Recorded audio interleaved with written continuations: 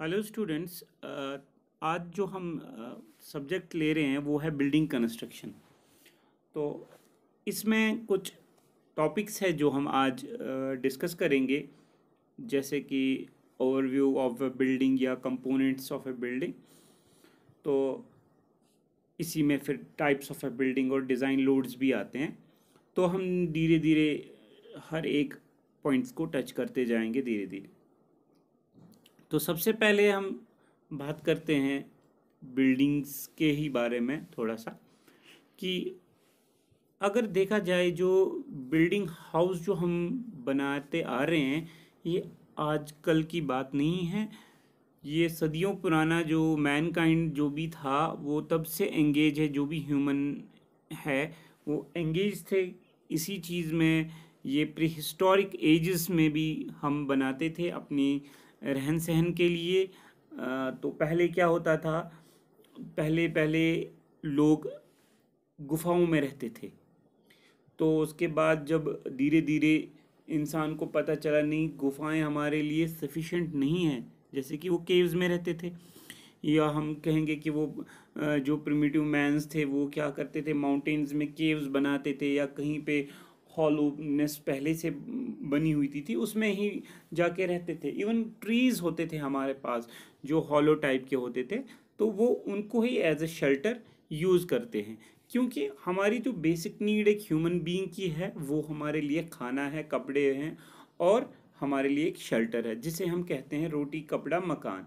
तो शेल्टर के लिए वो यूज़ करते थे माउंटेनियस केव्स जो होते थे पहले से बने हुए, या इवन वो खुद भी बनाते थे उस टाइम के ज़माने में।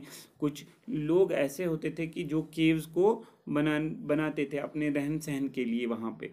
और फिर धीरे धीरे क्या हो गया, जो नेचर है वो बदलता गया, और उन्होंने क्या करना स्टार्ट कर दिया फिर, कि उनको पता चला नहीं भाई ये केव्स जो है हमारे लिए सफिशिएंट काम नहीं दे सकते हैं, वहाँ पे खतरा है। जैसे कि हम कह सकते हैं कि कोई एनिमल आ गया, जानवर आ गया वहाँ पे, और उसकी वजह से तो उन्होंने फिर क्या स्टार्ट कर दिया, वो फॉरवर्ड थोड़ा होने लगे। तो उन्होंने नेचर के साथ साथ उन्होंने हट बनाने लगे। तो पहला जो घर है उनका वो हट बनाया उन्होंने। तो उ- उसमें उन्होंने क्या किया, उसमें उन्होंने जो बैम्बूज होती हैं, जो बैम्बूज हमारे वहाँ जंगलों में भी या कहीं पे भी जो बैम्बूज स्टिक्स होती हैं तो उनको लिया, पत्तों के साथ उनको जोड़ा, और मिट्टी भी उन्होंने उसमें इस्तेमाल की। तो यही थी हमारी जो फर्स्ट सिविल इंजीनियरिंग कंस्ट्रक्शन जो हो गई थी। तो यही कैरी हो गई। तो इसी से जो है हमारी जो नीड्स है वो पूरे हो गए। किसके? जो हमें शेल्टर लेने के लिए हमारे लिए नीड्स थे वो हमारे लिए पूरे हो गए। तो इसी तरह से फिर धीरे धीरे ये आर्ट जो है वो क्रिएशन में बदलता गया। तो स्ट्रक्चर्स ऐसे बनने लगे जैसे कि हमने प्रिमिटिव स्टेजेस में हमने बनाए।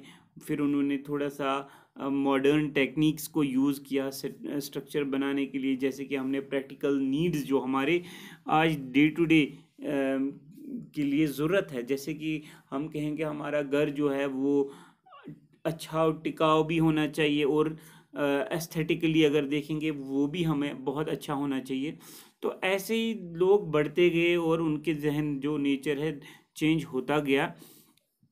तो फिर इसी तरह से इंसान के दिमाग में आइडियाज़ आते गए, स्ट्रक्चर बनते गए, और इसी तरह से लोग पहले कम थे तो फिर ज़्यादा ज़्यादा स्ट्रक्चर्स की ज़रूरत बननी पड़ी, एकोमोडेशन ज़्यादा हो गई। फिर डिज़ाइन जो हमने स्ट्रक्चर करने स्टार्ट हो गए, और वहाँ पे क्लाइमेट भी देखा गया, वो साइट भी देखी गई कैसी है, और हम किस कैरेक्टर की या किस स्टाइल की हम वो बिल्डिंग बनाएंगे। तो हाँ, इतना ही नहीं, फिर क्या हो गया, जो ही हम डेवलपमेंट की ओर बढ़ते गए तो हमने हमारे कोड्स आने लगे, जो हमारे इंडियन स्टैंडर्ड कोड्स है जिसको हम national building code of India भी कहते हैं, उनको एज ए डिफाइन करते हैं। तो उस तरह से हमें पता चला कि भाई हमारे जो स्ट्रक्चर होने चाहिए, चाहे वो किसी भी पर्पज़ के लिए है, ये सही नहीं है कि हमें खाली रहना है। हमारी बिल्डिंग्स ऐसी हैं आजकल के ज़माने में, जो बिल्डिंग्स देखेंगे तो आपको हर तरह की बिल्डिंग मिलेगी, जैसे कि रहन सहन के लिए, पढ़ाई के लिए, इंस्टीट्यूशंस के लिए, या कहीं स्टोर कुछ करना है तो वहाँ के लिए अलग अलग बिल्डिंग, या हमें बिजनेस करना है तो उसके लिए हम वैसी ही बिल्डिंग यूज़ करते हैं। तो ठीक है, तो इसी तरह से ये ह्यूमन की हैबिटेशन जो है उससे पता चला कि हमें कैसा हमारे शेल्टर्स कैसे होने चाहिए। और फिर हमने क्या किया, हमने अपने स्ट्रक्चर्स में हमने फाउंडेशन बनाना स्टार्ट किया, उसमें प्लिंथ देने स्टार्ट किया, जिसे वॉल्स कहते हैं, फ्लोर्स हैं, रूफ है। तो ऐसे ही बहुत सारे जो हमारे स्ट्रक्चरल एलिमेंट्स हैं जो हमारी बिल्डिंग्स में फिर बनते गए। तो फिर इसी तरह से जो ही इकोनॉमिकल प्रेशर से भी हम कहेंगे, या ड्यू टू इंडस्ट्रियल डेवलपमेंट की वजह से, तो हमारी नीड जो है इंफ्रास्ट्रक्चर डेवलपमेंट की वो बढ़ती गई, और नए नए मेथड्स हमने नए मटेरियल्स हमने उसमें बिल्डिंग कंस्ट्रक्शन करने के लिए हमने यूज़ किए, या हम कह सकते हैं कि डेवलप होते गए। जैसे कि कभी हमारे पास कोई मटेरियल था, हम फॉर एग्जांपल पहले हम लाइम यूज़ करते थे, तो लाइम को फिर चेंज करके हमने सीमेंट यूज़ किया, क्योंकि हमें सीमेंट से स्ट्रेंथ ज़्यादा मिलने लगी। ठीक है, हाँ, तो हमारी बिल्डिंग्स या हमारी जो मोटार है वो ज़्यादा देर तक वहाँ पे टिकता रह गया। तो इसी तरह से चेंज आते गए। तो जब हम पहले बिल्डिंग्स बनाते थे तो उसमें हम रीइंफोर्समेंट, कभी कभार क्या होता था, बैम्बो स्टिक ही मिट्टी के अंदर डाल के हमारी एक रीइंफोर्समेंट होती थी। लेकिन जो ही हमारे कोड्स बढ़ते गए तो उन्होंने हमें रीइंफोर्स कंक्रीट स्ट्रक्चर के बारे में बताया कि हमारी डेवलपमेंट कैसे हो जाएगी एज ए मॉडर्न आर्किटेक्चर की तरह। ठीक है, तो फिर हमारा जो फंक्शनल जो है स्ट्रक्चर कंपोनेंट है, जैसे कि हम कॉलम्स कहेंगे, हमारे पास बीम्स है या आरसीसी स्लैब्स है, तो वो उनका काम डे बाई डे इंक्रीजिंग वो बढ़ता गया और पॉपुलर होता गया, और हम फिर एज अकॉर्डिंग टू डैट हम अपनी कंस्ट्रक्शन करते गए। ठीक है, तो फिर अगर हम देखेंगे, अब जो हम बिल्डिंग बना रहे हैं, जो भी हम कंस्ट्रक्शन कर रहे हैं किसी भी बिल्डिंग की, क्योंकि आरसीसी बिल्डिंग है, तो उसमें जो है कंपोनेंट्स, हम मेन जो चीज़ें हैं वो दो बेसिक कंपोनेंट्स होते हैं उसमें। तो सबसे पहले बात होती है, जो पहला कंपोनेंट है उसका नाम है फाउंडेशन। फाउंडेशन कह सकते हैं, या हम उसको सब स्ट्रक्चर भी कहते हैं। दूसरी बात है सुपर स्ट्रक्चर। ये दो चीज़ें हैं हमारी बिल्डिंग में, एक तो है सब स्ट्रक्चर, दूसरा है सुपर स्ट्रक्चर। सब स्ट्रक्चर वो चीज़ है जो हमें ग्राउंड के नीचे नीचे बनती है। जैसे हमें कभी कोई बिल्डिंग खड़ी करनी है, या हम कहेंगे कि हमें कोई छोटा सा शेड भी अगर हमें कोई खड़ा करना है, तो उसके लिए हम क्या करते हैं, पहले डिगिंग ऑफ अर्थ करते हैं, हम एक वहाँ पे एक्सकेवेशन ऑफ अर्थ करते हैं। ठीक है, जिसे हम टर्म में कहेंगे एक्सकेवेशन। वो क्यों, तो वो हम इसलिए करते हैं क्योंकि हमारा जो वहाँ फाउंडेशन है, जो बिल्डिंग का पोर्शन बिलो हम ग्राउंड लेवल से नीचे बनाएंगे, हमें वो वहाँ पे नीचे जो पोर्शन है उसी चीज़ को हम सब स्ट्रक्चर कहेंगे, जिसे हम एज अ फाउंडेशन के नाम से भी जानते हैं। तो चाहे वो फाउंडेशन हम स्टोन से बनाएं, चाहे वो ब्रिक से बनाएं, या हम कंक्रीट से बनाएं, आरसीसी कंक्रीट से बनाएं, तो वो सब चीज़ें जो है वो जो है below the foundation, below the ground level बन रहा है, तो उसका नाम हम दे रहे हैं सब structure.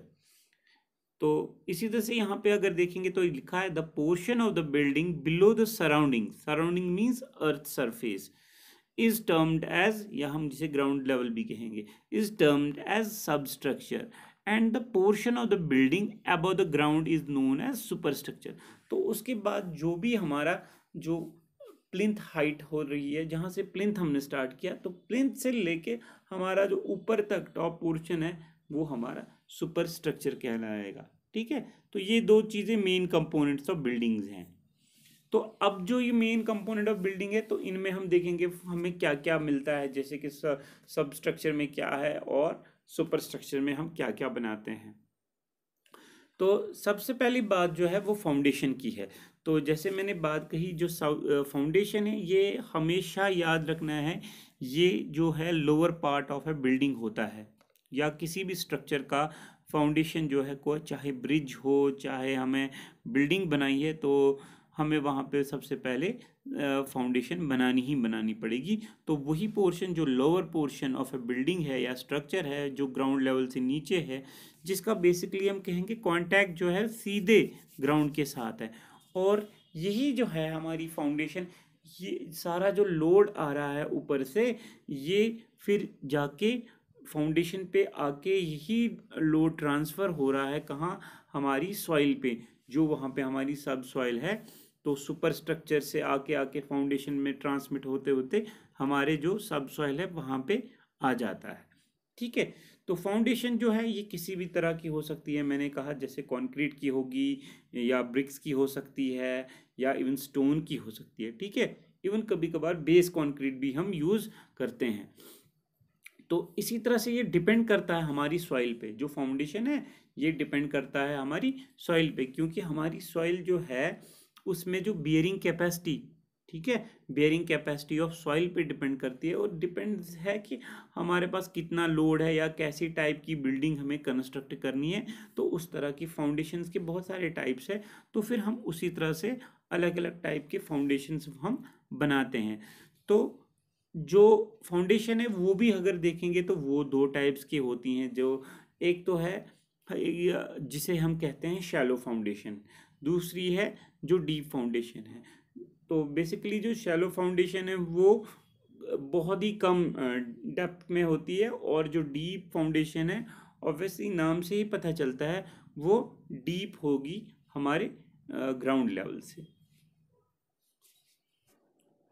Next is plinth. Plinth जो बिल्डिंग का है वो हमें ग्राउंड, अब वो ग्राउंड लेवल आता है up to the top of the floor. जो हम पहला फ्लोर ले रहे हैं जो इमिजिएटली होता है अबव द ग्राउंड, तो उस चीज़ को हम प्लिंथ कहते हैं। और प्लिंथ की जो बेसिकली हाइट देखते हैं तो वो हम इस तरह से एडजस्ट करते हैं कि अगर पानी आएगा, कभी कभार कोल्ड क्लाइमेट्स पे बर्फ़ आता है, तो वो उस तरह की हाइट होनी चाहिए उसमें कि अगर हमें पानी वो पिघले, बर्फ़ जो वहाँ पे वो पिघल रही है या रेन वाटर आ रहा है, वो कहीं हमारे ग्राउंड फ्लोर के एंटर ना हो जाए। तो प्लिंथ की हाइट को हम उस तरह मेंटेन करते हैं। नेक्स्ट बात करते हैं हम फ्लोरिंग। फ्लोर जो है बेसिकली वो flat supporting element of A building होता है। इसका पर्पस क्या है, बेसिकली ये एक लेवल सरफेस देता है, हमारी बिल्डिंग को एक लेवल सरफेस देता है। फॉर एग्जांपल अगर हमें वहाँ पे कोई चीज़ रखनी है वो एक लेवल सरफेस पे होनी चाहिए, या अगर हम बात करेंगे फर्नीचर हमने वहाँ पे एडजस्ट करना है, तो अगर वो लेवल सरफेस पे नहीं रहेगा तो वो तो ऑब्वियसली वो अच्छा लगेगा कि नहीं। अगर हम देखेंगे हमारी इंस्टीट्यूशनल बिल्डिंग्स या एजुकेशनल बिल्डिंग्स में, अगर हम देखेंगे हमारी लैब्स में कोई इक्विपमेंट वहाँ पे सेट करना है, तो इक्विपमेंट सेट करने के लिए एक लेवल सरफेस होनी चाहिए जो कि हमें मिलेगी पूरी प्रॉपर लेवलिंग के साथ जो हमने फ्लोरिंग में की होगी। तो तभी जाके हम वो इक्विपमेंट वहाँ पे हम वो खड़ा कर सकते हैं, उसको यूज़ कर सकते हैं अच्छे से, वरना ना ही वो कोई रिजल्ट्स हमारे अच्छे भी नहीं आ सकते हैं, क्योंकि वो प्रॉपर लेवलिंग से वहाँ पे नहीं होगा। तो जो हमारा जो फ्लोर है बेसिकली ये कंसिस्ट जो, या हम कहेंगे ये जो हम बनाते हैं, ये बेसिकली हम प्लेन सीमेंट कंक्रीट से हम इसको बनाते हैं। तो इसमें हम पीसीसी यूज़ करते हैं, जिसे हम पीसीसी का फुल फॉर्म हम कह सकते हैं प्लेन सीमेंट कंक्रीट बेस से बनाते हैं।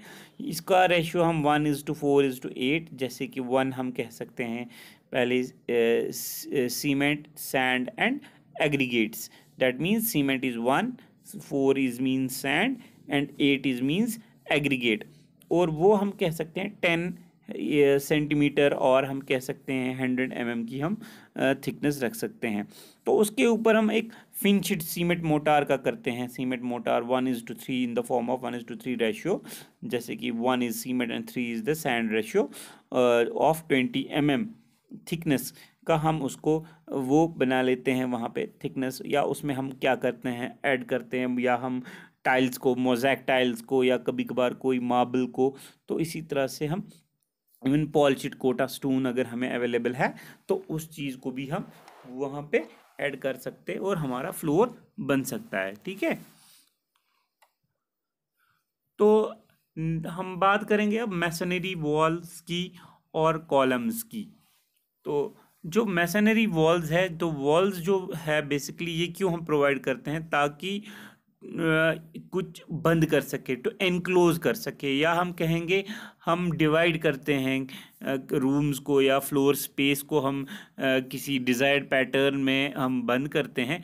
इवन अपने आप को अगर हमें जो प्राइवेसी चाहिए या सिक्योरिटी चाहिए, इवन प्रोटेक्शन भी कह सकते हैं हम, तो फॉर एग्जांपल हमें प्रोटेक्शन चाहिए किससे, सन से चाहिए, हमें प्रोटेक्शन चाहिए कोल्ड से, हमें प्रोटेक्शन चाहिए रेन से, इवन बहुत सारे ऐसे अदर एडवर्स इफेक्ट होते हैं वेदर के जिनसे हमें प्रोटेक्शन चाहिए। तो बेसिकली इसीलिए हम वॉल्स को कंस्ट्रक्ट करते हैं। तो walls are constructed by the use of building units such as bricks, brick से बनता है, स्टोन से बनता है, इवन कंक्रीट ब्लॉक से भी बनता है। तो उनको बॉन्ड करते हैं एक दूसरे के साथ, मोर्टार के साथ जोड़ते हैं, जिसका नाम हम कह देते हैं मैसनरी। तो उन्हीं चीज़ से बॉल बनता है। जैसे मैंने कहा, तो हम वो क्यों प्रोवाइड करते हैं, ताकि हम डिवाइड करें हमारी फ्लोर स्पेस को, या एज़ पर जो भी हमें रिक्वायरमेंट है, या हमें सिक्योरिटी चाहिए, प्राइवेसी चाहिए, इवन हमारे पास विंड, वाटर, सन के लिए हमें प्रोटेक्शन भी चाहिए होती है। ठीक है, तो कॉलम इसी तरह से हम बात करेंगे अब कॉलम्स की। तो कॉलम को अगर हम डिफाइन करेंगे, बेसिकली ये क्या है, ये एक आइसोलेटेड वर्टिकल मेंबर है। ठीक है, जो लोड बियर करता है, हमारा जो लोड बियर करता है, इवन हम कह सकते हैं कि ये small section of a concrete हो सकता है, इवन ये बनता है स्टोन से भी हम बना सकते हैं इसको, कॉलम को, या इवन ब्रिक मैसनरी होती है हमारे पास, उस चीज़ से भी ये हम इसको बना सकते हैं। Now doors, Windows and ventilator. तो डोर के बारे में अगर हम बात करते हैं, तो बेसिकली डोर जो है उसको अगर हम कहेंगे ये एक बैरियर है, सिक्योर्ड बैरियर कहेंगे, in an opening left in a wall to provide usual means of access to the building या रूम और पैसेज हम कह सकते हैं। जैसे कि डोर जो है बेसिकली क्या है, ये एक्सेस इनटू द रूम, या हम क्या कह सकते हैं, ये हमारे ऑफर करती है हमारे पास प्राइवेसी। अगर हम कहीं पर फॉर एग्जांपल हमारा दरवाज़ा खुला है तो हमारी प्राइवेसी अच्छी नहीं होती है, तो हमारी साइट वहाँ पे पड़ती है, या कोई बाहर से साउंड आता है। ठीक है, तो वो उस चीज़ को हम नहीं चाहते हैं, हम नहीं चाहते शोर शरार, तो हम अपना वो दरवाज़ा बंद कर सकते हैं। ठीक है, तो इसी तरह से the width and height of the door जो होती है, ये हम करते हैं एज पर हमारे पास जो भी हमारे पास जो डोर्स के डायमेंशन होंगे, विड्थ या हाइट के, तो हम अपनी कंफर्टेबल एंट्री की तरह देखते हैं, हम कितने अच्छी तरह से कंफर्टेबल एंट्री या एग्जिट करेंगे, ये हम पे डिपेंड है। जो यूज़र होता है ये उस पे डिपेंड है बेसिकली, ये कैसे हम यूज़ करते हैं। तो इस डोर के जो है बेसिकली उसका डोर का फ्रेम आता है, या डोर के शटर्स आते हैं। जो डोर का फ्रेम है वो बेसिकली परमानेंटली ही हेल्ड किया गया होता है, हमने पोजिशन में फिक्सड होता है। जो अगर हम मैसनरी है हमारे पास, तो उसके बाद हम फिर उसको, जैसे कि हम हमारे पास फॉर एग्जांपल अब उसके बाद हमें शटर्स लगाने हैं, तो उसके बाद हम उसको शटर्स लगा लेते हैं।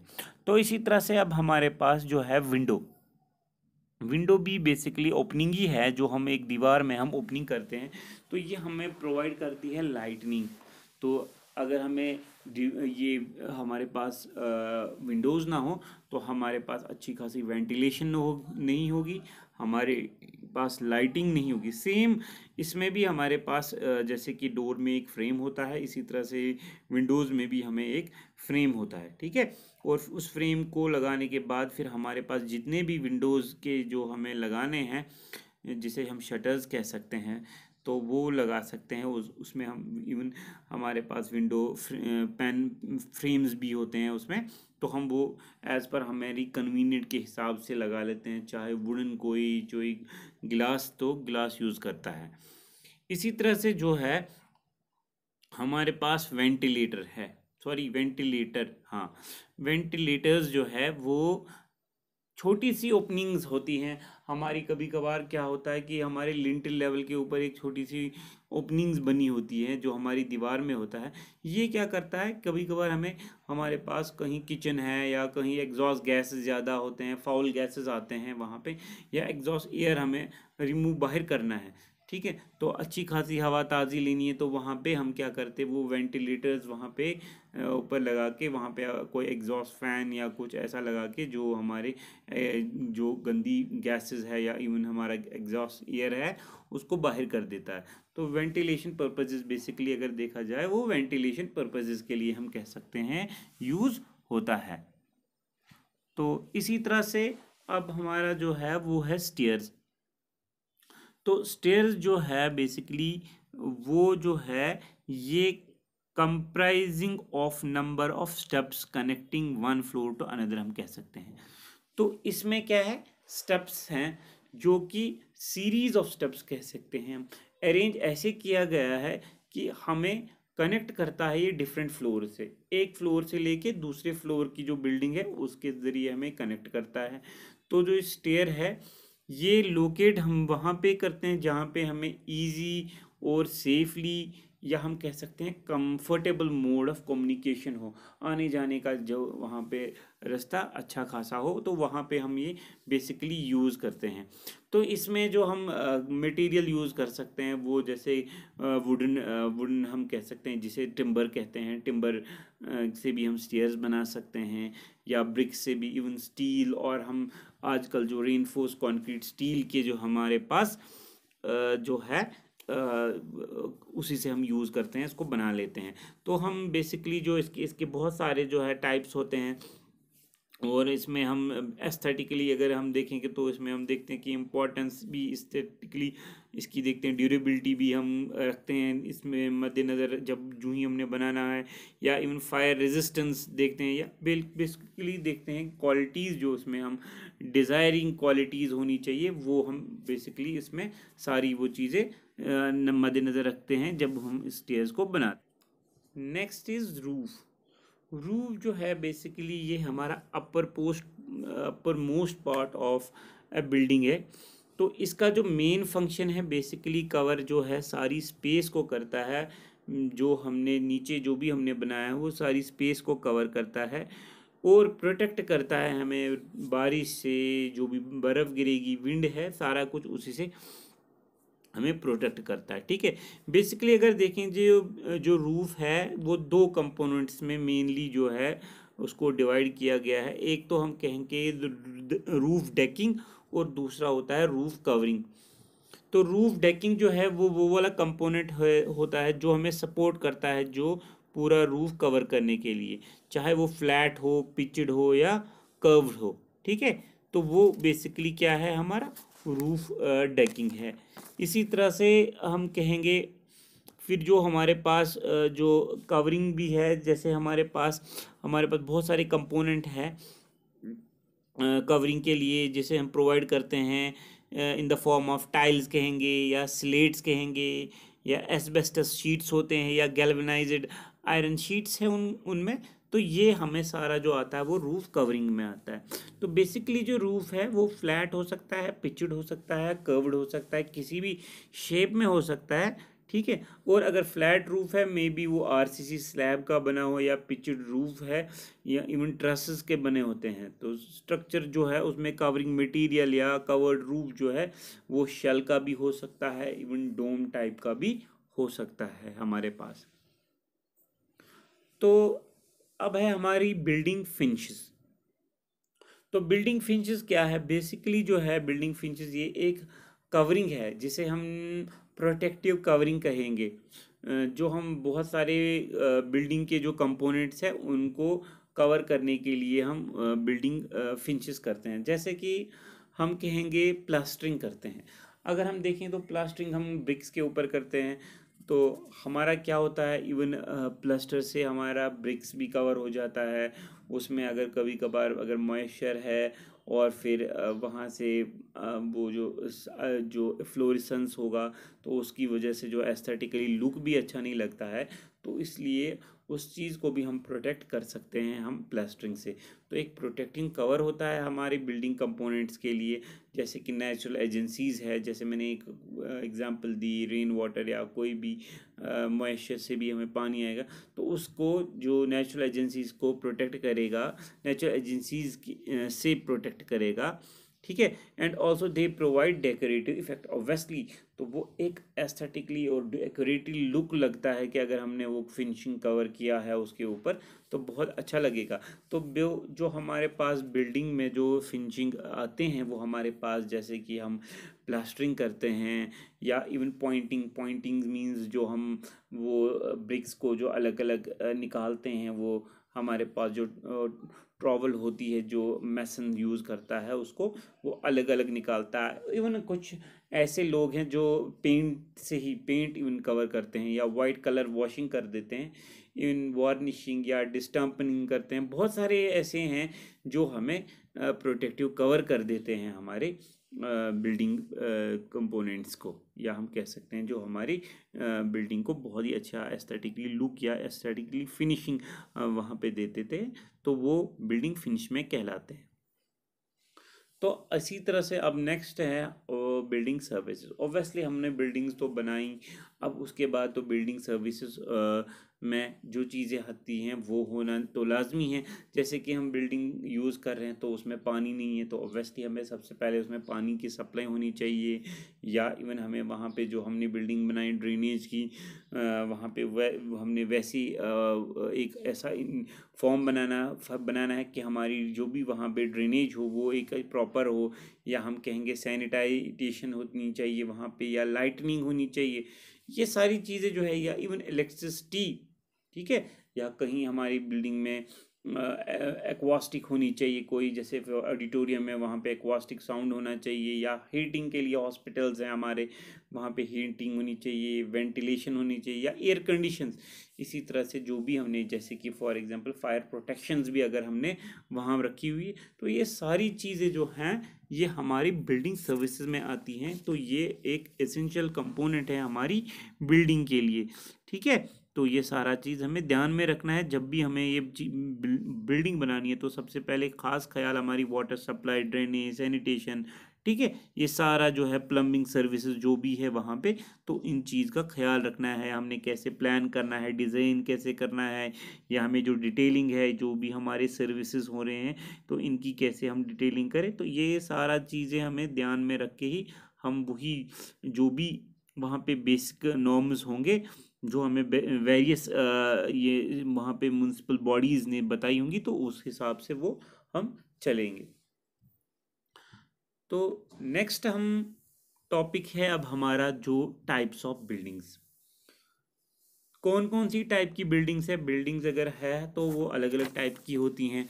तो इसी तरह से हमारे पास जो बिल्डिंग्स है अकॉर्डिंग टू यूज़, या हम कैरेक्टर कहेंगे कि वो बिल्डिंग्स जो हम जिस तरह से यूज़ करते हैं उनके नाम वैसे वैसे हमने वैसे रखते हैं। सबसे पहले है residential building, second is educational building, third is institutional building, number fourth is assembly building, number fifth is business building, number sixth is mercantile building, number seventh is industrial building, उसके बाद है storage building, and number ninth is hazards buildings, ठीक है। तो इनको हम एक एक करके डिस्कस करेंगे। सबसे पहले बात आएगी रेजिडेंशियल बिल्डिंग्स की। तो वो बिल्डिंग्स ऑब्वियसली नाम से ही पता चलता है, वो बिल्डिंग्स जहाँ पे एक नॉर्मल रेजिडेंस पर्पस पे यूज़ हो। जैसे कि हम कहेंगे वहाँ पे नॉर्मल यूज़ क्या है, हम वहाँ पे रह रहे हैं, सो रहे हैं, खाना पका रहे हैं, सब कुछ वहाँ पे हमने हमारी फैसिलिटीज़ है वो, ठीक है। या हम कह सकते हैं कि वो अपार्टमेंट हो या हमारे फ्लैट्स हो, ठीक है, उन चीज़ को हम क्या कहेंगे, रेजिडेंशियल बिल्डिंग्स, ठीक है। तो इवन हमारे होटल्स भी इसमें आते हैं, ठीक है। अपार्टमेंट हाउसेस तो मैंने कह दिया पहले ही, तो वो सारी चीज़ें जो है हमारी इसी में आती हैं। तो ये है हमारी रेजिडेंशियल बिल्डिंग्स। नेक्स्ट हम बात करते हैं एजुकेशनल बिल्डिंग्स की। एजुकेशनल बिल्डिंग्स ऑब्वियसली जहाँ पे हम एजुकेट करते रहते हैं, जैसे कि हमारे बिल्डिंग्स हैं, स्कूल्स हैं हमारे पास, कॉलेजेस है, इवन कभी कहाँ कहीं के पे जैसे डे केयर में क्या होता है कि बच्चों को, जैसे कि हम डालते हैं ना छोटे बच्चों को, 1-2 साल के बच्चों को भी डालते हैं डे केयर स्कूल्स में, तो वहाँ पे भी ऑब्वियसली वो भी एक एजुकेशन ही वहाँ पे हम कर रहे हैं। तो वो भी इन्वॉल्वमेंट वो हो रही है एजुकेशन, या हम रिक्रिएशन बिल्डिंग्स के हिसाब से वहाँ पे हो रहा है, तो उन सारी बिल्डिंग्स को हम क्या कहेंगे, एजुकेशनल बिल्डिंग्स। ठीक है, नेक्स्ट है हमारे इंस्टीट्यूशनल बिल्डिंग।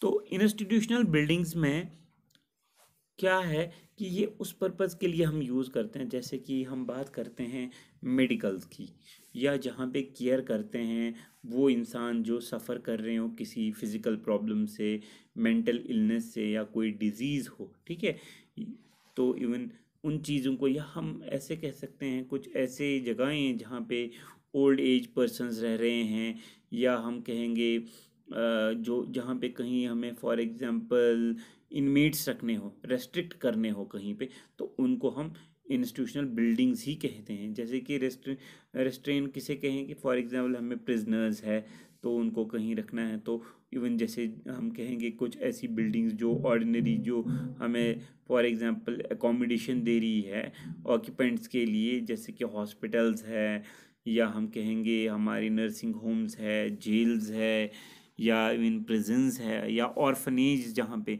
ठीक है, जिनके माँ बाप नहीं होते, ऑर्फनेज है वो है, तो मेंटल हॉस्पिटल्स है। तो ये सारी जो बिल्डिंग्स है ये हमारी इंस्टीट्यूशनल बिल्डिंग्स में आ जाती हैं। तो नेक्स्ट जो है हम वो असेंबली बिल्डिंग के बारे में हम कहेंगे। तो असेंबली बिल्डिंग्स में क्या है, तो असेंबली बिल्डिंग्स जो है वहाँ पे लोग जमा हो जाते हैं। जहाँ पे असेंबल होने का ही मतलब है जहाँ पे लोग जमा हो जाते हैं, एकजुट होके जमा हो जाते हैं। जैसे हम अम्यूज़मेंट पार्क्स हैं, ये जो अम्यूज़मेंट होती हैं फॉर एग्जांपल रिक्रिएशन या सोशल या रिलीजियस कोई भी, तो असेंबली जहाँ पे होती है, या हम कहेंगे हमारे जिम्नेज़ियम है, या एग्जीबिशन हॉल्स है, ऑडिटोरियम्स है, रेस्टोरेंट्स है, वर्शिप्स जहाँ पे हम कर रहे हैं, प्लेस ऑफ वर्शिप्स है, म्यूज़ियम्स है, स्केटिंग रिंग्स होते हैं हमारे पास। तो ये जो सारी जो है ये सारी क्लब्स हैं, ठीक है, या पैसेंजर स्टेशन होते हैं, या टर्मिनल्स ऑफ हम कह सकते हैं एयर सरफेस या मैरीन, कुछ भी जो भी हमें पब्लिक ट्रांसपोर्टेशन सर्विस के लिए जो भी हमने बिल्डिंग्स बनाए जहाँ पे असेंबल्स हो रहे हैं सारे लोग, या मैरिज हॉल्स हों, तो वहाँ पे ऑब्वियसली उन बिल्डिंग्स का नाम पड़ता है assembly buildings. Next is business buildings. Business building नाम से ही पता चलता है जहाँ पे हम बिजनेस करते हैं। तो वो बिल्डिंग जहाँ पे हमें ट्रांजैक्शन हो, ट्रांजैक्शन का काम हो, वहाँ पे ट्रांजैक्शन का बिजनेस हो, या अकाउंट्स का काम हो, वो हमें रिकॉर्ड रख रहे हैं वहाँ पे उस स्टीम में या उस हॉल में, वहाँ पे हमें जो भी रिकॉर्ड हो रहा है वहाँ पे, जो हमारा ऑफिस या बैंक्स का काम है, या प्रोफेशनल एस्टैब्लिशमेंट्स का काम हो रहा है, या इवन कोर्ट्स का काम हो रहा है, या लाइब्रेरीज का काम हो रहा है, तो वो सारी जो है वो बिजनेस बिल्डिंग ही कहेंगे। तो बेसिकली जो इनका प्रिंसिपल फंक्शन जो है इनका इन बिल्डिंग्स का, वो बेसिकली क्या है, पब्लिक बिजनेस जो है ट्रांजैक्शन करते हैं ये बेसिकली पब्लिक बिजनेस के साथ, और रिकॉर्ड भी रखते हैं ये किनका, जैसे कि हम बुक्स का कहेंगे, अकाउंट्स का रहेंगे, तो ये सारी जो बिल्डिंग्स है वो बिजनेस बिल्डिंग में ही आ जाती हैं। तो इसी तरह से हम कहते हैं मर्केंटाइल बिल्डिंग। मर्केंटाइल बिल्डिंग जो है वो बिल्डिंग है जहाँ पे हम फॉर एग्जांपल हमारे कोई बिल्डिंग ऐसी है जहाँ पे शॉप्स है या स्टोर मार्केट्स है हमारे यहाँ पे, तो वहाँ पे डिस्प्ले हो रहा है या सेल हो रही है किसी भी चीज़ की, तो वैसी बिल्डिंग्स, या कोई ऐसा हम कह सकते हैं जहाँ पे होलसेलर्स की शॉप हो, ठीक है, तो होलसेलर वहाँ पे है, मार्केट वहाँ पे डिस्प्ले हो रहा है, सब कुछ वहाँ पे है, या रिटेलर्स भी वहाँ पे है, तो वैसी बिल्डिंग्स जो हैं तो उनको हम मर्केंटाइल बिल्डिंग्स कहलाते हैं। नंबर 7 जो है वो इंडस्ट्रियल बिल्डिंग है। तो इंडस्ट्रियल बिल्डिंग में वही बिल्डिंग आएगी जैसे कि कोई जगहें हैं वो मुकर्रर करी गई हैं कि भाई यहाँ पे अगर बनी है तो इंडस्ट्रियल बिल्डिंग्स ही बनेगी। तो वहाँ क्या बेसिकली क्या होता है, वहाँ पे जो है फैब्रिकेट होती है कोई चीज़, या हम कहेंगे असेंबल होता है, या मैन्युफैक्चर होता है, तो वही प्रोसेस मैन्युफैक्चरिंग प्रोसेस होता है या वहाँ पे, तो वो प्लांट वहाँ पे पड़ता है बेसिकली, या लेबॉर्ट्री होती है वहाँ पे, इवन पावर प्लांट्स होते हैं, या रिफाइनरीज है, या हम कह सकते हैं जो हमारी डेयरी मिल्स होती है ना, फॉर एग्जांपल डेयरीज होती हैं हमारे वहाँ, दूध वगैरह कह सकते हैं, इवन सॉ मिल्स भी हम कह सकते हैं, वो सारी जो हैं वो आती हैं किस में, हमारी इंडस्ट्रियल बिल्डिंग्स में ही वो बिलोंग करती हैं। तो नेक्स्ट बिल्डिंग जो है वो है स्टोरेज बिल्डिंग। तो ये जो है इसमें कोई भी टाइप की जो बिल्डिंग, या हम कोई बिल्डिंग पर्टिकुलरली अगर हम किसी बिल्डिंग को स्टोरेज के लिए हम रखते हैं, for example sheltering of goods के लिए रखते हैं, जैसे कि हमारे पास होते हैं वेयर हाउसेस हैं, हमारे पास कोल्ड स्टोरेजेस हैं हमारे पास, तो वैसी बिल्डिंग्स जो हैं उनको हम क्या कहेंगे, स्टोरेज बिल्डिंग। जैसे कि यहाँ पे आप देख रहे हैं, these buildings are used primary for the storage और शेल्टरिंग ऑफ गुड्स।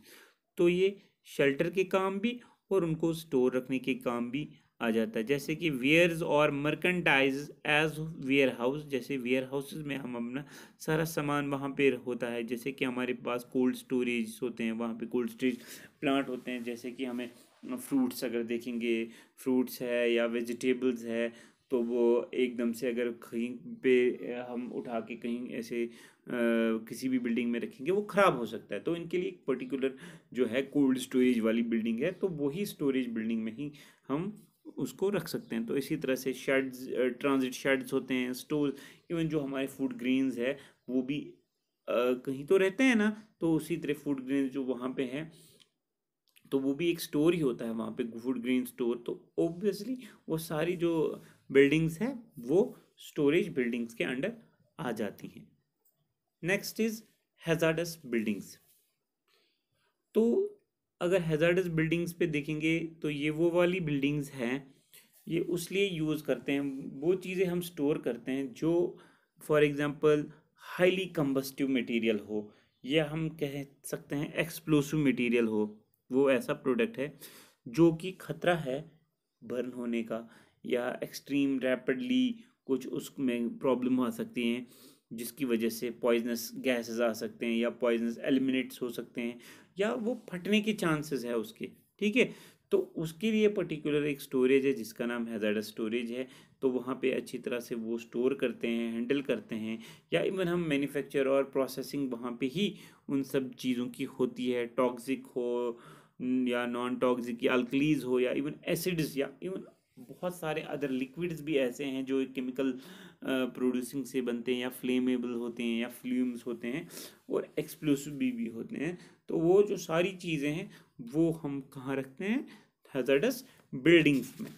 ठीक है, तो ये थे कुछ टाइप्स ऑफ अ बिल्डिंग जिनके बारे में आपको जानना ज़रूरी था कि कितने सारे टाइप्स के बिल्डिंग्स हैं और कितने सारे कंपोनेंट्स ऑफ बिल्डिंग्स है। जैसे कि हमने जाना फाउंडेशन है, प्लिंथ है, वॉल है, कॉलम है, फ्लोर है, डोर्स है, स्टेयर्स है। ठीक है, बिल्डिंग फिनिश है। इसी तरह से हमने बिल्डिंग सर्विसेज के बारे में भी जाना। ठीक है, तो आज हम इतना ही करते हैं, नेक्स्ट लेक्चर में हम आगे बढ़ते हैं।